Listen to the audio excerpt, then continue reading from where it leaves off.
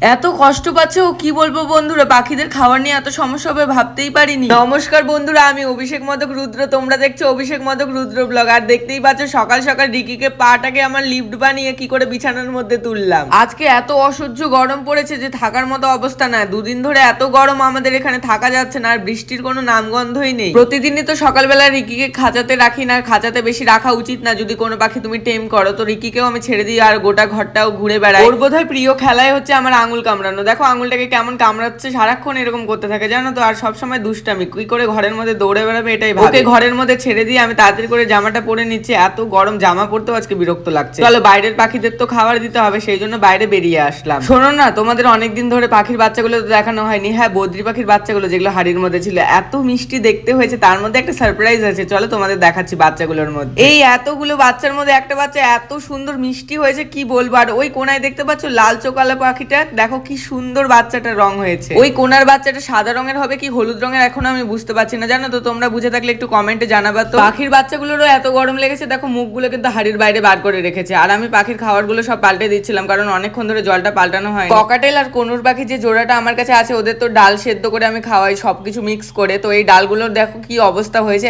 একদিন বাইরে ছিল তাতে এত পিঁপড়া লেগে গেছে ডালের মধ্যে, যেগুলো খাওয়ানোই যাবে। তাই দেখলাম আজকে রোদ উঠেছে দেখে রোদের মধ্যে তাড়াতাড়ি দিয়ে দিলাম। দেখেছো কত পিঁপড়া লেগেছে, একদম গিজগিজ করছে। একদিন বাইরে থাকাতে এরকম অবস্থা হয়ে গেছে ডালগুলো। দেখেছো কিরকম বাজে অবস্থা হয়েছে, এগুলো তো কিছুতেই দেওয়া যাবে না। আর এত রোদ্রু আজকে থাকা যাচ্ছে না। সামনের দিকে তাকিয়ে দেখি দেখো বিড়ালটার অবস্থা। এত করে ডাকছি তারপরে উঠছে না, কি অবস্থা হয়েছে ওর। এত রোদ্রু লেগেছে, তার মধ্যে বারান্দায় একটু ছায়া পেয়েছে। দেখো ওর কানের মধ্যে আঙুল দিয়ে আমি খুঁচাচ্ছি, তারপরে ওর কোনো রিয়াকশন নেই। ওর ভালোই লাগছে বোধহয় কানের মধ্যে আঙুল দেওয়াতে। আমি তো ভাবলাম এত রোদের মধ্যে অসুস্থ হয়ে গেল নাকি, কোনো রকম রিয়াকশন দিচ্ছে না। তারপরে আস্তে করে কোলের মধ্যে তুলে নিলাম। দেখো কোলের মধ্যে চলে আসলো আর আস্তে করে আদর করে দিচ্ছিলাম। তারপরে ভালো করে দেখাতে বুঝলাম না কিছু হয়নি, রোদ্রের জন্য আর কি ক্লান্ত হয়ে এরকম পড়ে রয়েছে। মাছের ছোট্ট পুকুরটা যে বানিয়েছে ওটাকে তো আমি বারান্দার এক কোণে রাখি। দেখো কি অবস্থা হয়েছে মাছের পুকুরটার, কতটা জল কমে গেছে। কি করেছে জলটা কমে যাচ্ছে নিজে নিজে বুঝতে পারছি না। মাছগুলো দেখো হাতের উপর চলে আসছে। এতগুলো জল দিই প্রতিদিন, তারপরে যে জলটা কি করে কমে যায় এটা বুঝতে পারছি না। হয়তো বা রোদের জন্য না, মাছের বাড়ির যে নোংরাগুলো আছে সেই নোংরাগুলোকে বাইরে ফেলে দিয়ে আস্তে করে পরিষ্কার করে নিচ্ছিলাম। আর এরকম যদি কম জল থাকে তাহলে তো মাছগুলো মরে যাবে, সেই জন্য আর কি জল দেওয়ার জন্য আবার নতুন করে বালতি ভরে নিচ্ছিলাম। হঠাৎ করে মনে পড়লো জলটা নিয়ে আসার সময় যে আজকে পাখিগুলোকে তো তুলসী পাতায় দেওয়া হয়নি, তাই জন্য দাঁড়িয়ে গেলাম আর তাড়াতাড়ি করে কতগুলো তুলসী পাতা তুলে নিচ্ছিলাম। আমাকে অনেকেই প্রশ্ন করেছিল যে তুলসী পাতাটা কতদিন দেবো, তো আমি সপ্তাহে 2-3 দিন দিই। আর যদি ঠান্ডার দিন হয় তাহলে তো 7 দিনই দিই। দুটো করে পাতা দিলে আহামরি কোনো ক্ষতি হবে না পাখিদের, আমি যতদূর মনে করি। বরঞ্চ ওদের সর্দি কাশির হাত থেকেই বাঁচাবে এই তুলসী পাতা। আর আমার পাখিগুলো দেখছো কত আনন্দে খাচ্ছে। আরো দেখাচ্ছি, দাঁড়াও, এখনো তো মেন জিনিসকে দেখাইনি, যে আসলে ভালোবাসে এই তুলসী পাতাটা বেশি পরিমাণে। আমার বদ্রি পাখিগুলো তো রাক্ষস হয়ে যায় একবার তুলসী পাতাগুলো দেখলে। দেখো ওদের ঘরে দেওয়াতে দেখো কিরকম করে খাওয়া শুরু করে দিয়েছে। ওরা এত ভালোবাসে তুলসী পাতা খেতে। আর এই জোড়াটা